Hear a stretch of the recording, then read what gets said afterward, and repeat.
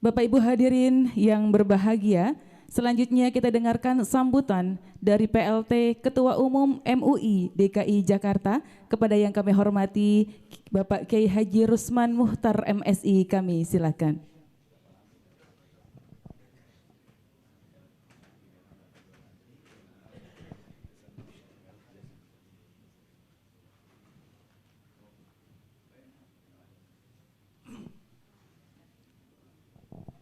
Kelihatan saya, Pak? Bismillahirrahmanirrahim. Assalamualaikum warahmatullahi wabarakatuh. Alhamdulillah wassalatu wassalamu ala rasulillah wa alihi wa sahbihi wa mawala. Asyhadu an la ilaha illallah wahdahu la syarikalah wa asyhadu anna Muhammadan abduhu wa rasuluh sallallahu alaihi wasallam. Raditu billahi rabba wa bil islami dina wa bi Muhammadin sallallahu nabiyyan wa rasulah, amma ba'd. Pak Ketua Wakil Ketua MPRI yang saya hormati, kemudian Pak Wali Kota, Pak Ketua Umum, ya, Pak BPKH, Pak Dandim, Pak Kapolres, pokoknya semua bapak-bapak lah, nampaknya nggak ada yang ibu ya, semua bapak yang di depan ini, kemudian semua peserta yang insya Allah dirahmati Allah SWT. Pertama saya sampaikan, saya bukan Ketua Umum, cuman PLT, Pak, pelanjut lillahi ta'ala insyaallah ya. Ya, PLT pelanjut lillahi ta'ala. Karena memang saya katakan lillahi ta'ala itu gini. Pada rapat pleno pertama saya tidak mau, saya usulkan Pak Yusuf Aman. Rapat paripurna sebulan kemudian gitu juga. Tapi kemudian setelah sampai di pusat lupanya Lauh Mahfuz berbicara ya. Rupanya 50.000 tahun sebelum dunia diciptakan, rupanya sudah ada nama Rasulullah Mukhtar jadi ketua pelanjut lillahi ta'ala gitu ya. Nah, jadi ini sekedar apa? Saya biasanya belum pernah nih pidato resmi Pak sambutan ini. Biasanya ngaji itu ya. Jadi saya ini seperti ngaji aja lah pokoknya. Saya ini sebetulnya bukan kiai juga, buya. Buya itu bukan kiai gitu. Kan buya bukan kiai itu. Tapi kalau buya kiai itu bukan buya, bukan kiai kiai. Ya, jadi nggak jelas itu. Pokoknya buya aja deh. Ya, buya aja. Saya ini buya ya. Alhamdulillah saya masih berikan Allah SWT kesempatan dan status saya sekarang masih mahasiswa, Pak. Sebetulnya saya nggak mau itu karena saya masih menyelesaikan S3, Pak. Saya ini sekarang PhD, Pak. Perjuangan hampir doktor gitu. Itu PhD itu, Pak, bukan PhD ya. Ya, PhD. Perjuangan hampir doktor, ya. Dan sebetulnya saya sudah diberikan kesempatan untuk apa, sudah ujian lulus kualifikasi segala macam, maka saya nggak mau jadi ketua MUI ini. Banyak betul caranya itu. Jadi emang berat, Pak, jadi ketua MUI ini, Pak. Jadi kalau mau jadi ketua MUI harus siap untuk apa? Untuk berkorban waktu, korban tenaga gitu. Kalau enggak ya udah usah lah, ya. Jadi biasa-biasa aja itu, jadi kiai biasa aja. Oke, Mas sekalian, saya pertama menyampaikan bahwa ini satu kesempatan luar biasa, rakerda yang saya pikir sangat penting ya. Ini kita menjelang tahun politik nih ya, Pak. Tugas ulama ini luar biasa. Ada peran strategis yang harus kita lakukan, yaitu bagaimana kita tetap menjaga ukhuwah Islamiyah. Saya di mana-mana tetap memperkenalkan ada 7 prinsip ukhuwah yang perlu kita bangun. Pertama, bersatu dalam akidah, berjamaah dalam ibadah, toleransi dalam khilafiyah, ihsan dalam bermujadalah, kemudian fatanah dalam bersiasah, kemudian santun dalam bermuamalah, dan istiqomah dalam berdakwah. Nah, saya rasa kalau 7 prinsip itu kita laksanakan, insya Allah pemilu kita aman ya, aman ya. Ya, sebagai Muslim tentu kita sangat menyadari bahwa kita diikat oleh Allah dengan akidah tauhid ya. Nah, itu kita sudah hafal sekali, innamal mu'minuna ikhwah fa aslihu baina akhikum wattaqullaha la'allakum turhamun. Innama itu ada tahsir terminologi bahwa orang-orang beriman itu harus bersaudara. Kalau tidak bersaudara berarti tidak beriman gitu. Oleh karena itu Allah perintahkan fa aslihu. Aslihu itu sigat amar. Al aslu fil amri mufidun wujub. Asal pada amal itu faedahkan wajib. Ma wal wajib yusabu ala fi'lihi wa yu'aqabu li tarkih. Artinya yang wajib itu berpahala mengerjakannya dan berdosa meninggalkannya. Wah, kewajiban kita sebagai Muslim, apalagi ulama, adalah bagaimana kita selalu menyambung silaturahim, mendamaikan saudara kita yang konflik. Jadi kita tidak boleh melakukan pernyataan-pernyataan yang kontroversi, yang kemudian akan membuat umat menjadi pecah belah.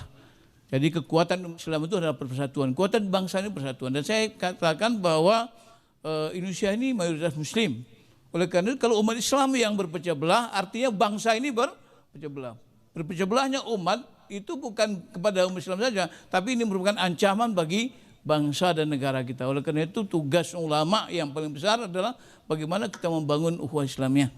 Apalagi majelis ulama itu dikatakan sebagai apa? Sebagai himayatul ummah, sebagai khadimul ummah, sebagai sadiqul hukumah.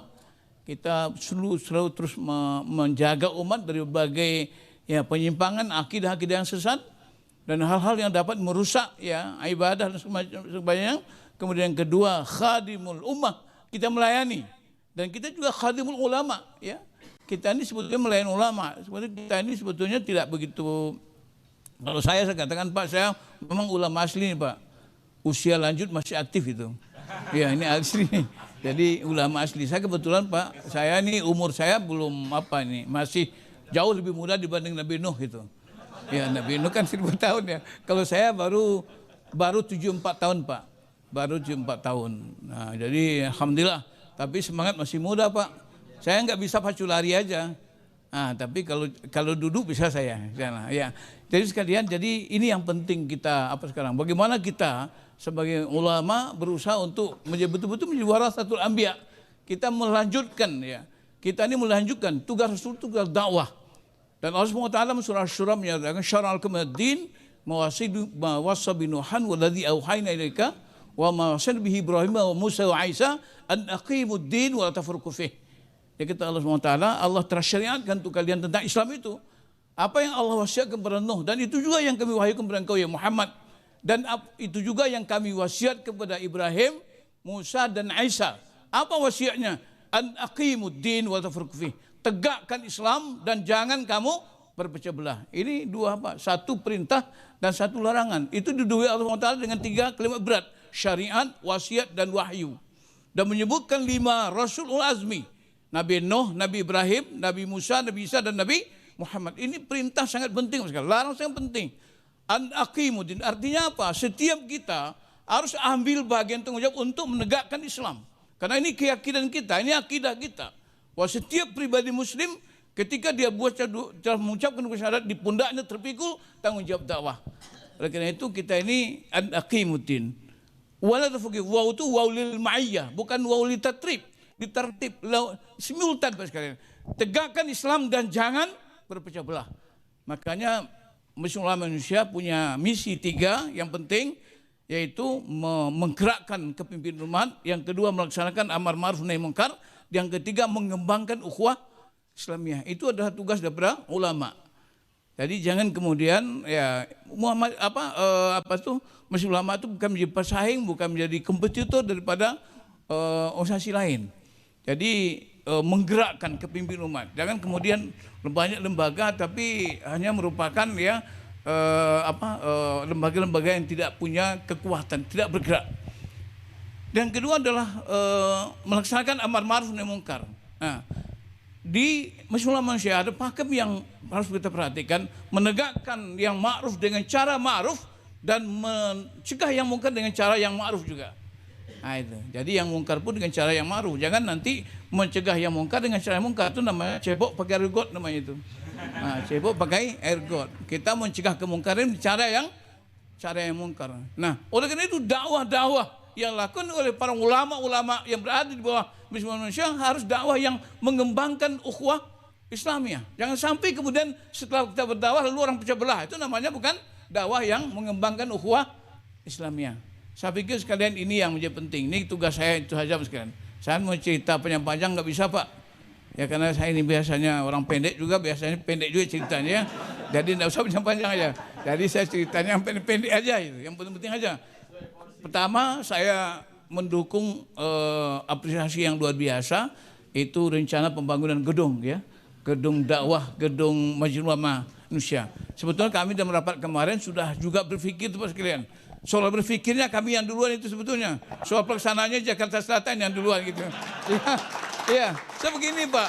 Saat kami waktu ke Solo kemarin waktu Capitol Building itu, kita mampir di Solo Pak. Di Solo itu ada Masjid Jami' MUI Solo. itu MUI punya, besar masjidnya dan kantornya di sana. Sehingga di mobil kami ketika kami jajah, kita sudah punya niat bahwa di Jakarta kita akan bentuk panitia pembangunan Masjid MUI DKI Jakarta. Wah itu Pak. Jadi itu. Sekarang nanya, itu kan di sana sudah ada JIC. Sebetulnya JIC itu juga Masjid MUI juga Pak. Tapi kan kalau dua nggak apa-apa. Satu dibikin satu lagi ya. Yang bikin satu lagi adalah ya masjid khusus untuk MUI. Ya. Jadi salah satu MUI di di Indonesia ini yang belum punya kantor sendiri itu adalah MUI DKI Jakarta. Cuman saya tentu hanya membuat gagasan Pak. Karena saya ini PLT-nya cuma 5 bulan Pak. 5 bulan insya Allah nanti Desember kita musda, nanti musda lah menentukan siapa. Nah, cuman saya ingat pernah kawan itu ada sebelumnya Pak Munzir Tamam sudah meninggal, Pak Sudin Abdul Ghani sudah meninggal, kemudian meninggal, jadi semua kiai-kiai Pak, tidak ada yang mulia itu, jadi bagi semua, jadi hati-hati kalau kiai mau mengajukan diri sebagai calon ketua umum gitu. Ya tapi kata Pak Nawi tadi mau buya mau kiai kalau ajal datang langsung aja katanya. Malaikat mau tidak mungkin mikir katanya. Malaikat mau tidak punya perasaan Pak. Ya kalau malaikat maut punya perasaan mungkin dia kasihan dia orang baru nikah 1 hari dicabut nyawanya kan. Tapi malaikat tidak punya perasaan Pak. Mau kiai mau apa kek. Pokoknya kalau udah datang ajalnya langsung dicabut itu Pak. Oke, saya terima kasih hari ini datang para petinggi kita, apalagi datang Pak Adrianul Wahid. Kami sama-sama di lembaga khusus beliau. Ada BPKH, ini uangnya banyak sekali nih Pak. Tadi saya dengar ada lagi hibah dari dari orang Arab itu. Insya Allah mudah-mudahan membangun masjid ini cukup dari BPKH aja selesai nih Pak. Ya, insya Allah mudah-mudahan. Dibantu Pak Wali Kota, didukung Pak Hediatul Wahid. Insya Allah mudah-mudahan diamankan oleh Pak Dandim dengan Pak Polres. Selesai itu Pak. Kita semua ini ikut mengumpulkan infak itu. Berarti kita semua juga Pak. Ya oke. Saya rasa itu aja Pak. Mudah-mudahan karakter kita menghasilkan keputusan-keputusan yang luar biasa. Ya untuk bagaimana kemudian MUI semakin kuat, umat Islam semakin kuat, bangsa kita semakin kuat. Demikian saya terima kasih. Mudah-mudahan ada manfaatnya. Nasrun minallah wa fathun qarib. Wallahul muwafiq ila aqwamit thoriq. Wassalamualaikum warahmatullahi wabarakatuh. Assalamualaikum warahmatullahi wabarakatuh. Kita berikan aplaus yang meriah untuk Bapak Kiai Haji Rusman Muhtar MSI. Terima kasih Buya atas sambutannya.